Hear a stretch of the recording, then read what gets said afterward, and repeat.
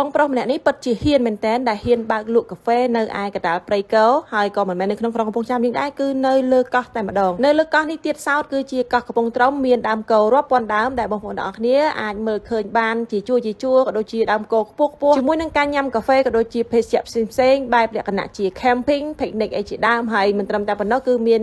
បងប្អូនយើងគាត់មកថត pre wedding នៅទីនេះទៀតអញ្ចឹងមានន័យថានៅកន្លែងគាត់នេះគឺបែបលក្ខណៈធម្មជាតិ fresh នៅពេលដែលប្រឡប់បន្តិចក៏មានភ្លើងបំភ្លឺបែបលក្ខណៈតង់ដែលបងប្អូនបានឃើញនៅក្នុងវីដេអូនេះជាមួយនឹងខ្យល់ធម្មជាតិក៏ដូចជាស្ដាប់សំឡេងរៃយំនៅពេលដែលប្រឡប់អញ្ចឹងនៅលើដើមកោណាបងប្អូនអរគ្នាចាហើយនេះគឺជា camping cafe ដែលគាត់មានទីតាំងនៅឯចុងកោះនៅគេហៅថាព្រៃកោនៅកោះកំពង់ធំយើងហ្នឹងបងប្អូនចាគាត់បើកលក់ចាប់ពីថ្ងៃពុធរហូតដល់ថ្ងៃអាទិត្យពីម៉ោង 9 ព្រឹករហូតដល់ម៉ោង 7 យប់អញ្ចឹងសម្រាប់បងប្អូនណាដែលគាត់ចង់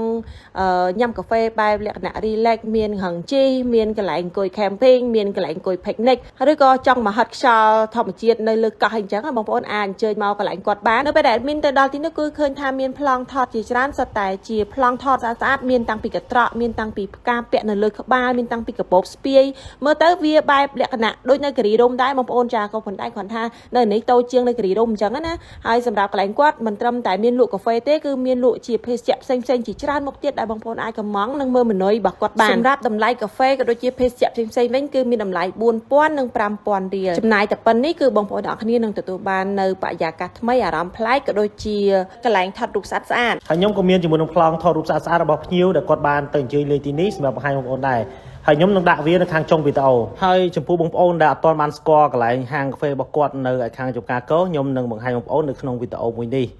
នៅពេលដែលបងប្អូនចង់ទៅលេងកន្លែងគាត់គឺយើងត្រូវតែឆ្លងជាមួយនឹងស្ពានថ្មកោះប៉ែនអញ្ចឹងយើងជិះកន្លែងស្ពានថ្មកោះប៉ែនយើងមកបងស្គាល់ហើយតទៅទៀតខ្ញុំនឹងបង្ហាញកន្លែងច្រកចូលដើម្បីងាយស្រួលក្នុងការចូលគឺយើងចូលតាមច្រកវត្តកំពង់ត្រំវត្តកោះកំពង់ត្រំណាយើងជិះតាមផ្លូវបេតុងនឹងត្រង់ទៀតមកដល់កន្លែងផ្លូវកែងផ្លូវបែកជាពីសងខាងគឺយើងបត់ទៅខាងស្ដាំដៃបន្តមកយើងបត់ត្រង់រហូតបងប្អូនអត់មានកាច់ទៅខាងណាទេណាបន្តមកយើងត្រង់រហូតមកគឺយើងដល់កន្លែងផ្លូវមួយដែលគេបត់ខាងឆ្វេងដៃវិញគឺយើងជិះតាមផ្លូវបេតុងត្រង់នឹងដែរ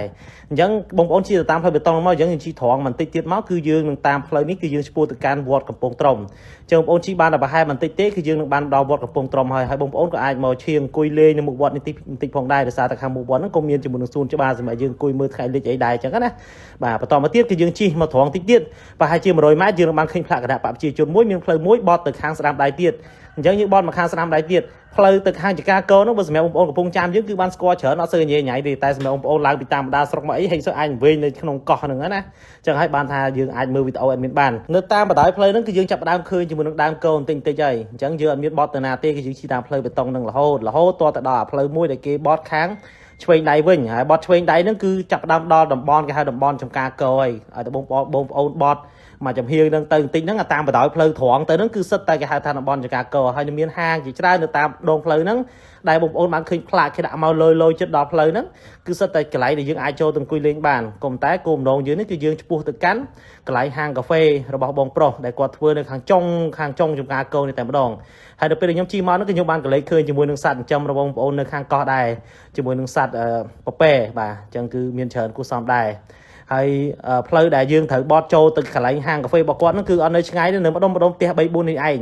ដែលយើងអាចមើលឃើញជាមួយនឹងដើមកោធំពី3ដើមនៅខាងមុខនោះបងប្អូនហើយមានឃើញផ្លូវដែលយើងឃើញមានគេជិះម៉ូតូជិះអីច្រើនហ្នឹងគឺយើងបត់តាមកន្លែងផ្លូវដើមកោធំហ្នឹងមក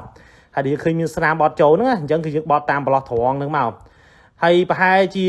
ខ្ទង់300ម៉ែត្រ400ម៉ែត្រទេយើងនឹងបានឃើញជាមួយនឹងហាងគាត់ហើយចំពោះបងប្អូនដែលចេះមើលជាមួយនឹង Google Map បងប្អូនអាចមើលនៅលើ caption បាន admin បាន drop pin ដាក់ location នៅខាងលើហើយក៏ដូចជាលេខទូរស័ព្ទរបស់បងម្ចាស់ហាងកាហ្វេសម្រាប់បងប្អូនទេបាទហើយតាក់ទងជាមួយនឹងព័ត៌មានលម្អិតនៅក្នុងការថត pre wedding ឬក៏អីផ្សេងនៅក្នុងកន្លែងរបស់គាត់ហ្នឹងបងប្អូនអាចតាក់ទងដើម្បីសួរព័ត៌មានលម្អិតពីកាន់បងប្រុសបានឥឡូវនេះគឺយើងបានមកដល់ជាមួយនឹងទីតាំងកន្លែងកាហ្វេរបស់គាត់ហើយដែលកាហ្វេរបស់គាត់មានឈ្មោះថា Camping Cafe អរគុណជំរាបលាជួបគ្នានៅវីដេអូក្រោយទៀត